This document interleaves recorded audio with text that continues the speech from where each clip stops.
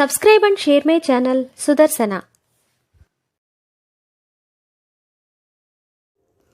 ఓం శ్రీ లక్ష్మీ నృసింహస్వామిని నమః. శ్రీ గురుభ్యో నమః. నరసింహ శతకము 3వ పద్యము.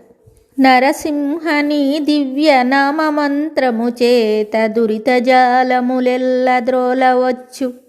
నరసింహని దివ్య నామమంత్రము చేత బలుపైన రోగముల్ బాపవచ్చు.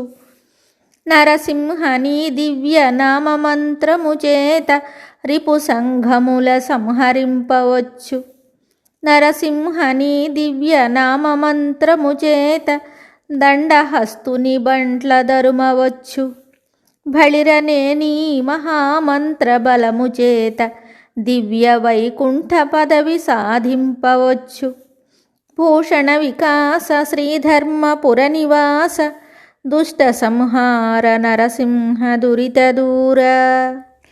ఈ పద్యమునకు భావము: నరసింహ, అమోఘమైన నీ నామమును జపించి పాపములన్నింటినీ పారద్రోలవచ్చు.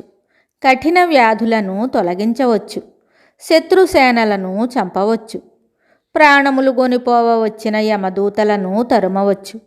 ఆహా, నేను గొప్పదగు నీ మహామంత్రము చేత దివ్యమగు వైకుంఠ పదవినే పొందవచ్చును. మరి ఒక పద్యముతో మళ్ళీ కలుద్దాం. శుభం. Subscribe and share my channel Sudarsana.